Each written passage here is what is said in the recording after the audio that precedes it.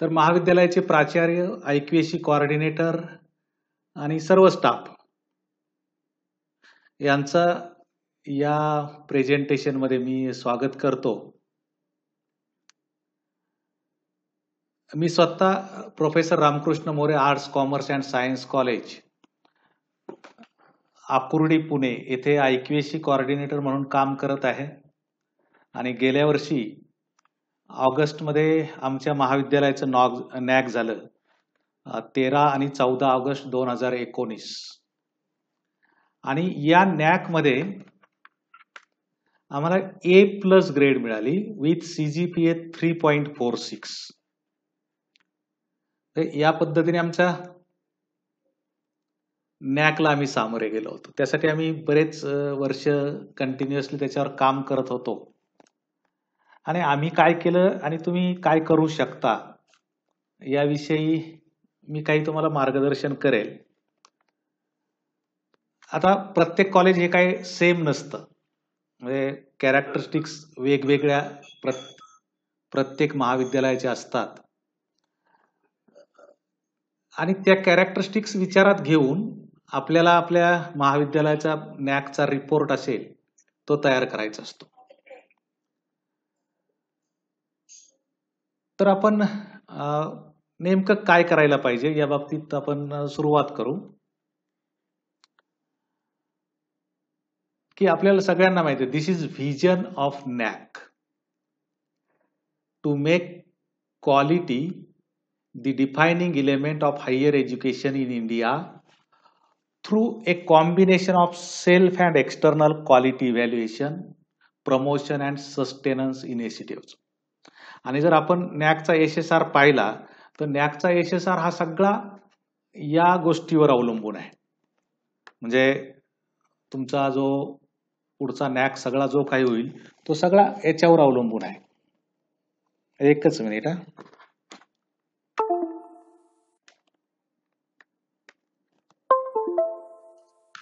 तर हे जे नॅकचं व्हिजन आहे या व्हिजनवर तुमचा सगळा नॅकचा रिपोर्ट अवलंबून आहे. आणि आपल्याला सगळ्यांना माहिती आहे की नॅक मध्ये 7 क्रायटेरिया आहेत. पहिला क्रायटेरिया आहे करिक्युलर ऍस्पेक्ट्स आणि हा 100 मार्क्स आहे. Second one is teaching, learning and evaluation, हा 350चा आणि हा सगळ्यात इम्पॉर्टंट क्रायटेरिया आहे तुमच्या ह्याच्यात. याला जर तुम्ही चांगला हे मिळवला तर तुमच्या कॉलेजची ग्रेड डेफिनेटली चांगली होते. नेक्स्ट वन आहे research consultancy and extension. It is for 120 marks for affiliated colleges. Infrastructure and learning resources 100 marks. Student support and progression 130 marks. Governance leadership and management 100 marks. and innovations and best practices, that is also for 100 marks. So total तुमचा 1000 हे असतं, त्याच्यापैकी तुम्हाला grade मिळते. आणि हे त्याचं description आहे की आता जो आपण SSR भरणार आहात त्याच्यात जे टोटल मेट्रिक्स आहेत, आता ते मेट्रिक्स आमच्या वेळेस 121 होते, ते आता खूप कमी केलेत. मला वाटतं काहीतरी 96 वगैरे मेट्रिक्स राहिलेत. पण ते जर पाहिलं तर त्याच्यात काही क्वालिटेटिव्ह मेट्रिक्स आहेत आणि काही क्वांटिटेटिव्ह मेट्रिक्स आहेत. आणि क्वांटिटेटिव्ह मेट्रिक्सची संख्या जास्त आहे, त्याचे मार्क्स पण जास्त आहेत. जर आपण इथे विचार केला तर 670 marks out of 1000 they are for quantitative matrix and only 330 they are for qualitative metrics. पण शक्यतो ज्यावेळेस आपण क्वालिटेटिव्ह आणि क्वांटिटेटिव्ह मेट्रिक्स ज्यावेळेस आपण भरतो त्यावेळेस एक केअर घ्यायची की आपल्याला दोन्हीकडे सेम प्रमाणात मार्क्स मिळाले पाहिजे, म्हणजे proportion must be the same. अशा पद्धतीने आपण आपल्या कॉलेजचा रिपोर्ट भरायचा, आपल्या ज्या ऍक्टिव्हिटीज आहेत त्याचा रिपोर्ट भरायचा. तर आपण आता थोडासा क्रायटेरिया व्हायचं. जर आपण पाहिलं की first criteria curricular aspects and it is for 100 marks. आणि त्यातला जे की अस्पेक्ट्स आहेत की indicators. First one is curriculum planning and implementation. आणि हा जर विचार केला तुम्ही तर हा आउट ऑफ 120 ला असतो. आणि त्याच्यात तुम्हाला 1.1 जो आहे तो तुमचा curriculum delivery.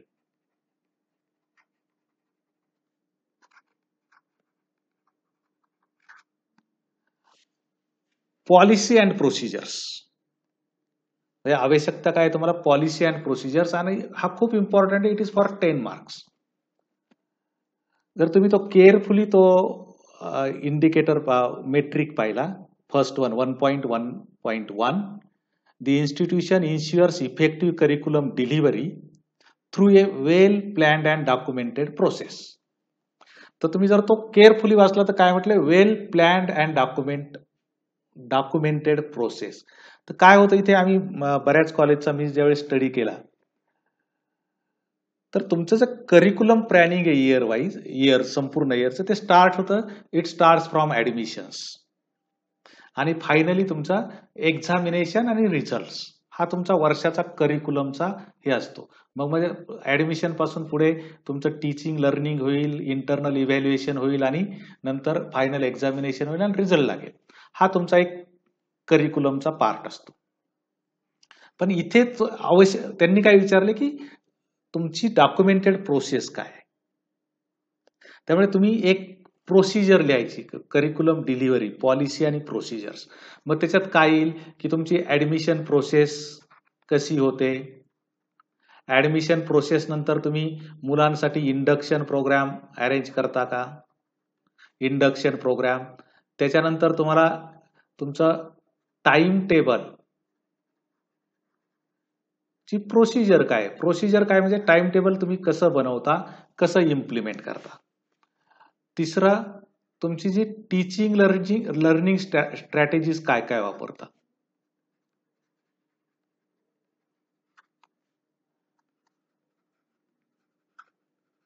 Teaching learning strategies काय काय वापरता, हा तुमच्या डॉक्युमेंटचा भाग असला पाहिजे. आणि त्याच्यानंतर तुम्ही इव्हॅल्युएशन कसं करता आणि लास्ट वन तुम्ही फीडबॅक कसा घेता. हा तुमचा सगळा त्या करिक्युलम डॉक्युमेंटचा पार्ट असला पाहिजे. एक डॉक्युमेंट बनवायचं, त्याला तुम्ही म्हणू शकता की curriculum delivery policy and procedures of the college. त्याच्यात ह्या गोष्टी आल्या पाहिजे की तुमचे ऍडमिशन, म्हणजे थोडक्यात पहिलं तुमचं करिक्युलम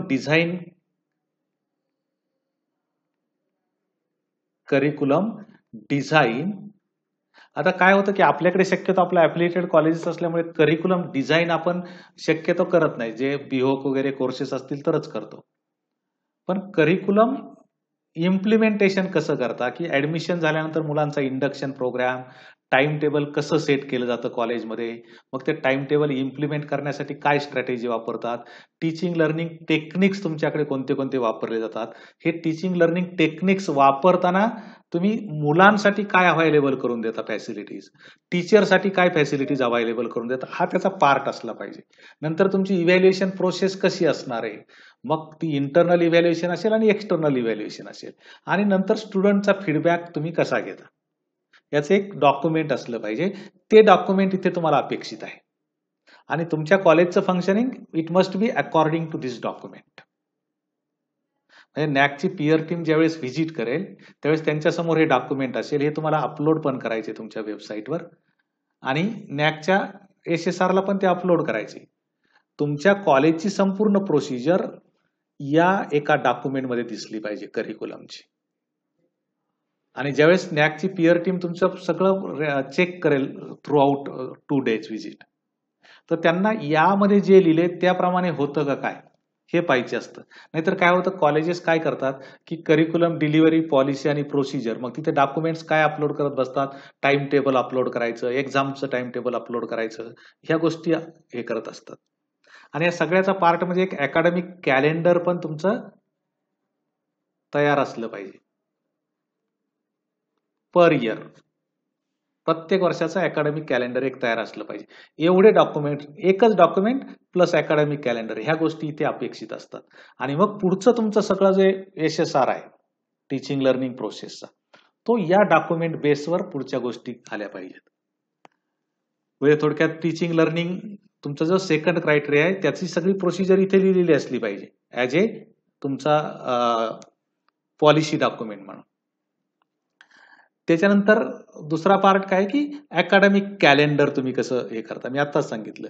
मग अकॅडमिक कॅलेंडर तुमचं कंटिन्युअस इंटरनल इव्हॅल्युएशन साठी पण असेल, प्लस तुमच्या इतर को करिक्युलर आणि करिक्युलर ऍक्टिव्हिटीज त्या पण त्यात येतील, एक्स्ट्रा करिक्युलर ऍक्टिव्हिटी पण त्यात येतील. तर ते अकॅडमिक कॅलेंडर हे प्रत्येक वर्षाचं तुमचं असलं पाहिजे, ते वेबसाईटवर अपलोड असलं पाहिजे. तर तो 1.1.2 हा यातला भाग आहे. त्याच्यानंतर जे आहे सगळ्यात महत्वाचं म्हणजे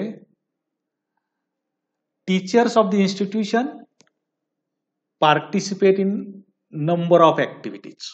हा नंबर फार महत्वाचा आहे, हा क्वांटिटेटिव्ह वन आहे.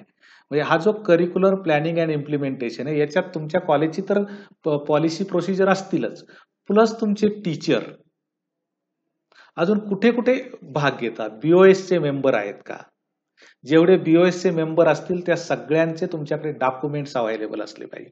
म्हणजे त्यांचे बीओएस मेंबर म्हणून सिलेक्शन झाल्याचे लेटर, अकॅडमिक काउन्सिलला जे असतील त्यांचे सिलेक्शन झाल्याचे लेटर, आणि हे पर इयर असलं पाहिजे. म्हणजे 2020-21 ला कोण मेंबर्स आहेत, 21-22 ला कोण मेंबर्स आहेत, 18-19 ला कोण मेंबर्स आहेत, प्लस तुमच्या टीचर्स युनिव्हर्सिटीचे जे इव्हॅल्युएशन्स होतात,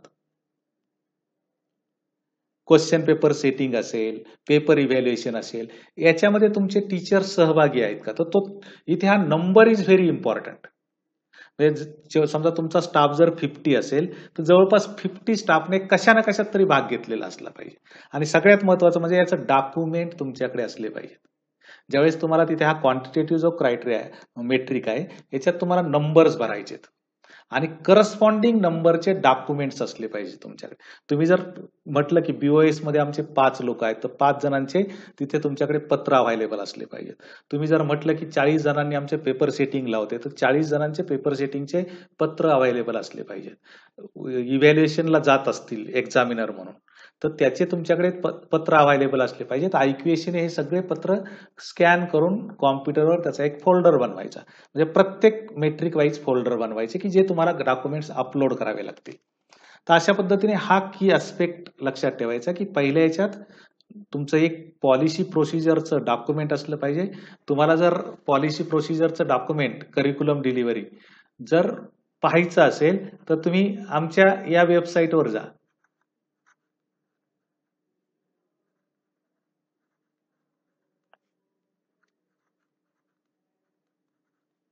आमच्या वेबसाईटवर pdarmses.edu.in वर तुम्हाला पॉलिसी आणि प्रोसिजर, करिक्युलम डिलिव्हरी आणि पॉलिसी अँड प्रोसिजरचं डॉक्युमेंट मिळेल. ते डॉक्युमेंट ऍज अ रेफरन्स म्हणून तुम्ही वापरू शकता. कसं लिहिलंय ते पहा एकदा. कारण आमच्या कॉलेजला हाच एक फायदा झाला की आमच्याकडे अशा पॉलिसी आणि प्रोसिजर आम्ही कम्प्लिटली बनवलेल्या होत्या. गेले 5-6 वर्ष आम्ही त्याच्यावर काम केलेलं होतं आणि according to that policy procedure कॉलेजचं सगळं अकॅडमिक फंक्शनिंग होत होतं. तर अशा पद्धतीने तुम्ही हे करू शकता. त्यानंतर तुमचा दुसरा जो आहे की indicator that is academic flexibility. आता अकॅडमिक फ्लेक्झिबिलिटी मध्ये काय तुमचं येईल की जी टोटल तुमची कोर्सेस आहेत म्हणजे प्रोग्राम्स आहेत, टोटल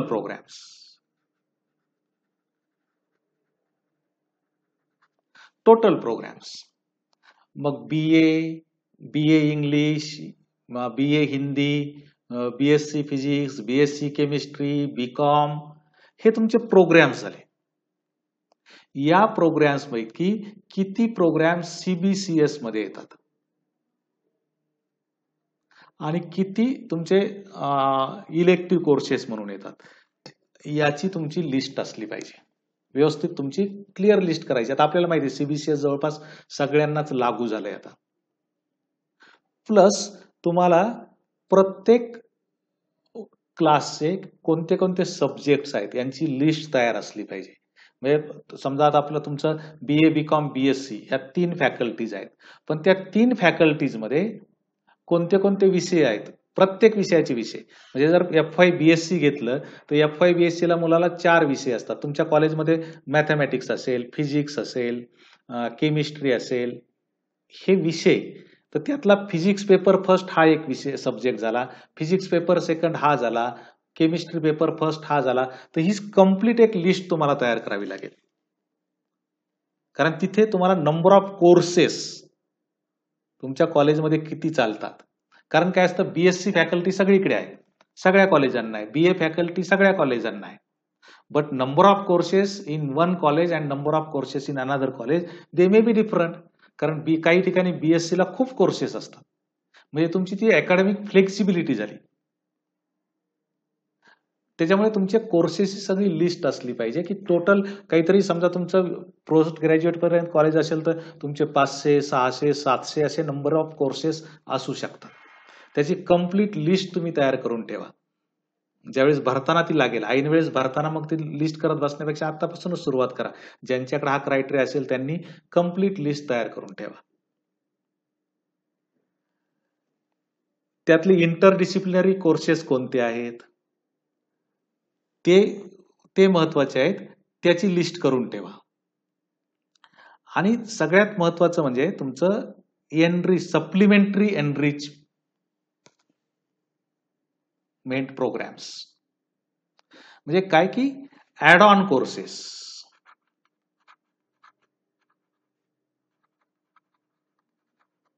ऍड ऑन कोर्सेस किंवा सर्टिफिकेट प्रोग्राम्स.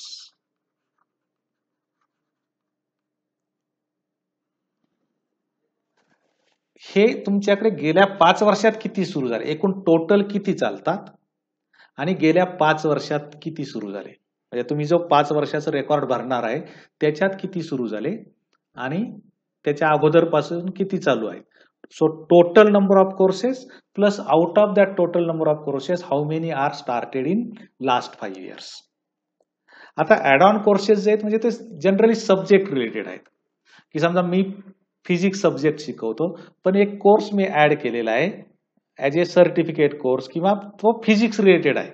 तो तुमच्या करिक्युलमचा भाग नाही पण मुलांना एक ऍडिशनल कोर्स तुम्ही देताय. That is called add on course. तो त्या सब्जेक्टला सप्लिमेंटरी तो कोर्स किंवा युजफुल कोर्स निर्माण होईल. आता सर्टिफिकेट कोर्सेसमध्ये सुद्धा काय येतील, समजा mobile repairing, certificate course in mobile repairing असेल, सर्टिफिकेट कोर्स ऑन GST असेल. आणि याची टाइम फ्रेम यावा, मिनिमम 30 लेक्चरचा कोर्स जो असतो तो कोर्स नॅक धरतं, त्याच्यापेक्षा कमी लेक्चरचा कोर्स नॅक धरत नाही. आणि हे जितके जास्त कोर्सेस असतील तुमचे महाविद्यालयात तितकी जास्त तुम्हाला हे मिळतं, क्रेडिट मिळतं. आता ऍड ऑन कोर्सेस किंवा सर्टिफिकेट कोर्सेस म्हणजे आपण काहीतरी दाखवतो म्हणून दाखवायचे असं नाही चालत. त्याला सगळ्यात महत्वाचं म्हणजे याला सगळ्याला मान्यता असली पाहिजे. मग ती युनिव्हर्सिटीने दिलेली मान्यता असेल किंवा तुमच्या संस्थेने दिलेली मान्यता असेल तर ते मान्यतेचे प्रूफ त्यांना अवेलेबल करावे लागतात. म्हणजे तुम्ही जर तिथे कोर्सेसची नावं दिली, समजा टोटल 10 कोर्सेस आहेत तर 10 कोर्सेसचे परमिशन लेटर्स तिथं तुम्हाला अपलोड करावे लागतात. Permission letters.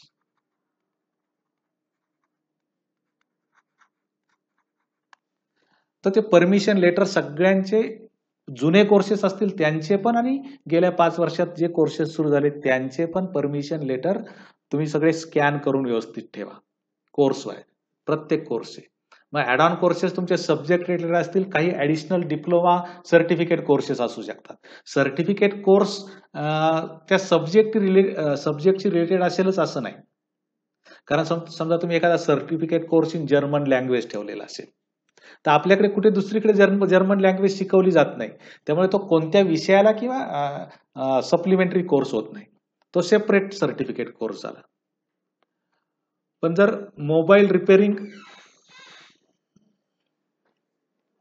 नंतर मोबाईल रिपेअरिंगचा जो कोर्स आहे, मी नंतर येऊन सहाय्य करतो. मोबाईल रिपेअरिंगचा जो कोर्स आहे तो तुमचा फिजिक्सला लागू शकतो किंवा इलेक्ट्रॉनिक्स असतील इलेक्ट्रॉनिक्सला तुम्ही ऍड ऑन कोर्स म्हणून त्याला दाखवू शकता, कारण तो त्या सब्जेक्टचं नॉलेज इम्प्रूव्ह करतो. तर अशा पद्धतीने तुम्हाला ती सप्लिमेंटरी आणि ऍड ऑन कोर्सेस असलेच पाहिजे, त्याशिवाय त्याला क्रेडिट मिळत नाही. आणि दुसरं म्हणजे या कोर्सेसला number of students,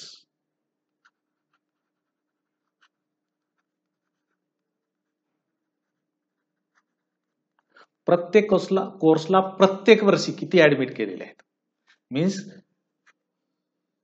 each year and each course. कोणते ऍड ऑन किंवा सर्टिफिकेट कोर्सेस. तर तुम्हाला इथे मुलांची इयर वाईज लिस्ट द्यायची, list is required, list is required. नॅकला ती लिस्ट द्यावी लागते. समजा तुम्ही SSR सबमिट करताना सबमिट नाही केली तरी DVV ज्यावेळेस होतो त्यावेळेस अचानक कोर्सची लिस्ट मागतात, किंवा या समजा तुम्ही 10 कोर्सेस दाखवले असतील तर त्याच्यापैकी कदाचित एकाच कोर्सची लिस्ट मागतात, असंही होतं. कधी कधी काय केलं जाऊ शकतं, कधी कधी तो कोर्स कंप्लीट केलेला असेल सर्टिफिकेट कोर्स, तर त्याला जे सर्टिफिकेट दिलेले आहेत तुम्ही त्या सर्टिफिकेटची पण स्कॅन कॉपी मागू शकतात. म्हणजे असं काही लिस्ट प्रोव्हाइड केली म्हणजे झालं असं नाहीये. तर तुम्ही ज्यावेळेस त्याला काहीतरी एक्झाम घेऊन सर्टिफिकेट इश्यू करता, कधी कधी तुमच्या एखाद्या कोर्सची 2 कोर्सचे सर्टिफिकेटच्या, समजा तुमच्या कोर्सला 50 विद्यार्थी त्या वर्षी होते, तर ते तुम्हाला सांगतील की 2017-18च्या या ऍड ऑन कोर्सची किंवा या सर्टिफिकेट कोर्सचे 10 मुलांचे सर्टिफिकेट आम्हाला स्कॅन करून पाठवा, अशी क्वेरी येऊ शकते. तर ही पण तयारी असली पाहिजे की तुमचे सर्टिफिकेट रेडी असले पाहिजेत. त्यामुळे सर्टिफिकेट लिस्ट, सर्टिफिकेट या सगळ्याची तयारी तुम्हाला इथे ठेवावी लागेल. त्यामुळे भरताना एकदम केअरफुली भरा. स्टुडंटची लिस्ट, त्याचे सर्टिफिकेट्स असले पाहिजेत. तर अशा पद्धतीने हा तुम्ही क्रायटेरिया भरू शकता. नंतर आपण पुढचा की इंडिकेटर जाऊ, करिक्युलम एनरिचमेंट. आता करिक्युलम एनरिचमेंट मध्ये जर तुम्ही गेला तर तुमचे याचा ऍस्पेक्ट काय की holistic development of students, cross cutting issues, value added courses and activities to enrich curriculum. आता इथे हॉलिस्टिक डेव्हलपमेंट ऑफ स्टुडंट्स म्हणजे तुमच्या कॉलेजमध्ये professional ethics,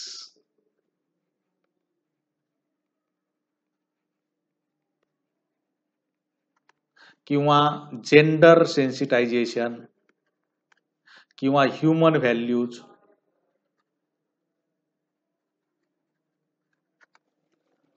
environment and sustainability या टाईपचे काही कोर्सेस चालतात का, हे क्रॉस कटिंग इश्यूज रिलेटेड. आता पहा, हे काही तुम्ही स्टार्ट केलेले असले पाहिजेत असं काही नाही आहेत कोर्सेस. म्हणजे तुमच्या करिक्युलम मध्ये या टाईपचे कोर्सेस असू शकतात.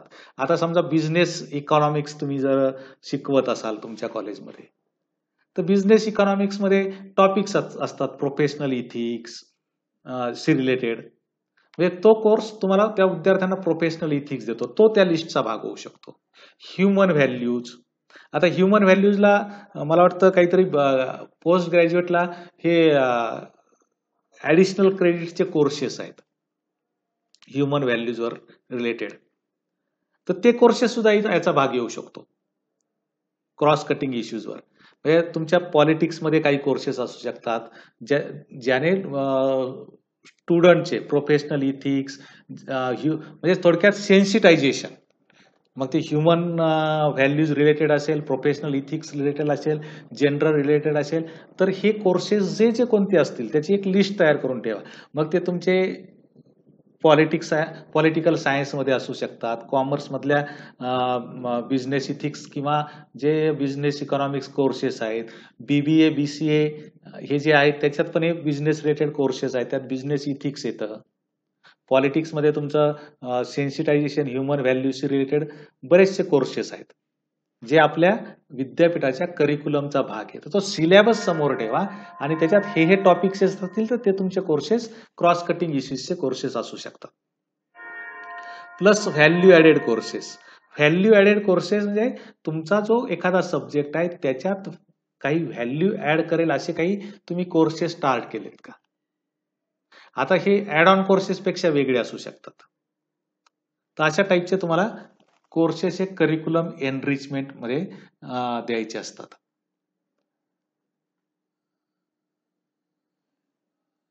नंतर दुसरं काय की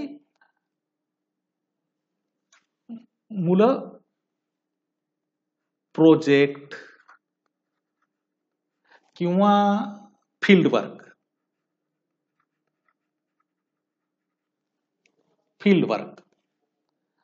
अशा टाईपचं तुमच्याकडे किंवा इंटर्नशिप अशा टाईपचं तुमच्याकडे चालतं का? मुलं प्रोजेक्ट करतात का?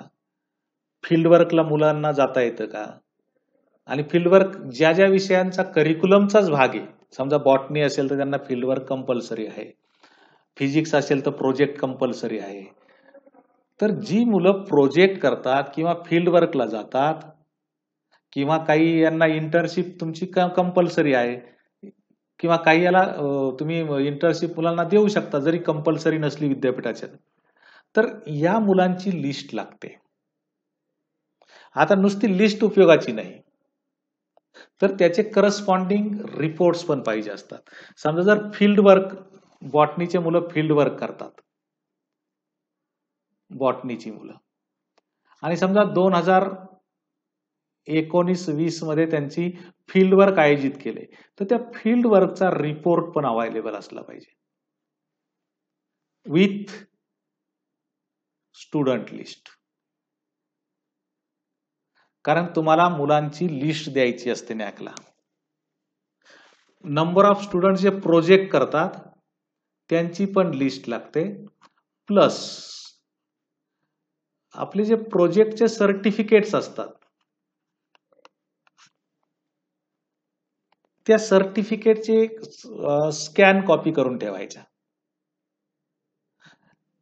तुम्ही ज्यावेळेस लिस्ट सबमिट करताल त्यावेळेस सगळेच डॉक्युमेंट तुम्ही अपलोड करू शकत नाही, कारण तिथे 5 MB 2 MB हा स्पेस अवेलेबल असतो. त्यात जेवढे डॉक्युमेंट बसतात तेवढे आपण देतो, पण बाकीचे डॉक्युमेंट्स तुमच्याकडे अवेलेबल असले पाहिजे. तुम्ही जर समजा 5 वर्षात 100 मुलांनी प्रोजेक्ट केले तुमचे, अशी जर लिस्ट देणार असाल मुलांची, तर त्या 100 मुलांचे सर्टिफिकेट्स तुमच्याकडे असले पाहिजेत प्रोजेक्टचे. तुम्ही म्हटले आमचे 200 मुलांनी फील्ड वर्क केले 5 वर्षात, त्या फील्डवर्कची नावं प्लस त्या फील्डवर्कचे रिपोर्ट विथ स्टुडंट लिस्ट असले पाहिजेत, अवेलेबल असले पाहिजेत. तर अशा पद्धतीने किंवा इंटर्नशिप करत असतील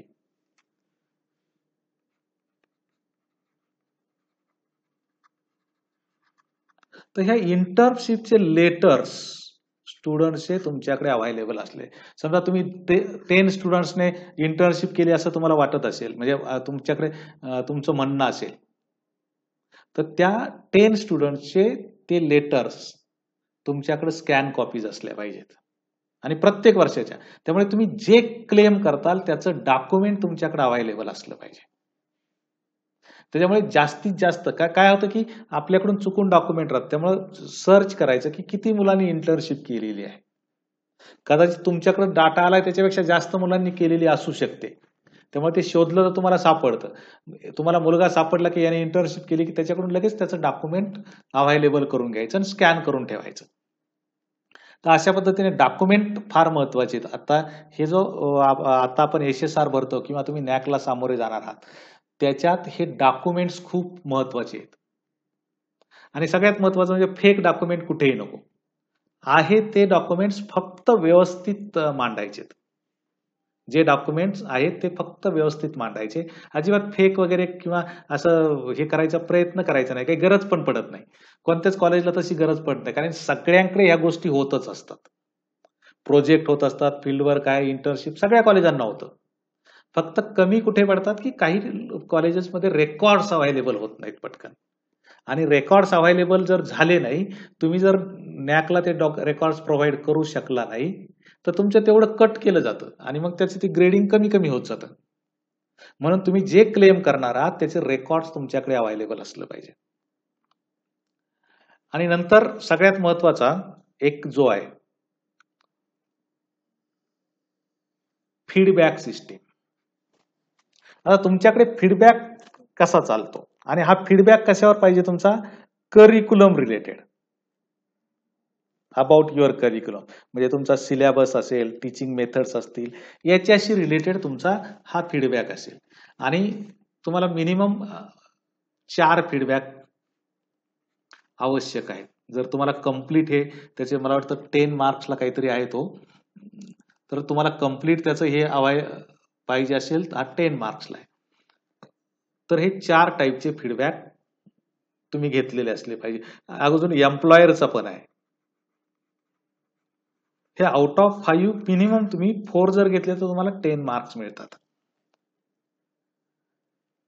आता सगळ्यात महत्वाचं काय की टीचर, स्टुडंट, अल्युमिनी, पॅरेंट नुसता फीडबॅक घेऊन उपयोग नाही. हा फीडबॅक पर इयर घेतलेला असला पाहिजे. तो मॅक्झिमम नंबर ऑफ स्टुडंट्स किंवा मॅक्झिमम नंबर ऑफ टीचर्स किंवा maximum number of alumni, parents यांचा असला पाहिजे. आणि प्लस त्याचं अनालिसिस केलेलं असलं पाहिजे.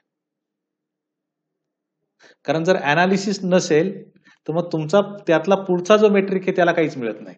फीडबॅक घेता ठीक आहे, तुम्हाला याचे minimum 3 forms, minimum 3 forms for each हे अपलोड करावे लागतात नॅकला SSR बरोबर, मिनिमम 3 फॉर्म्स. आणि ते कोणते भरलेले. आणि DVV मध्ये तुम्हाला अजून फॉर्म्स मागू शकतात ते, म्हणजे त्यांचं जर सॅटिस्फॅक्शन झालं नाही की हे 3 फॉर्म्स टीचरचा फीडबॅक किंवा स्टुडंटचा फीडबॅक, तर ते अजून तुमच्याकडून फॉर्म मागू शकतात. त्यामुळे त्याचं फॉर्म आल्यानंतर मुलांचे मग तुम्ही तो मॅन्युअली घेताय की ऑनलाईन घेताय हा तुमचा प्रश्न आहे.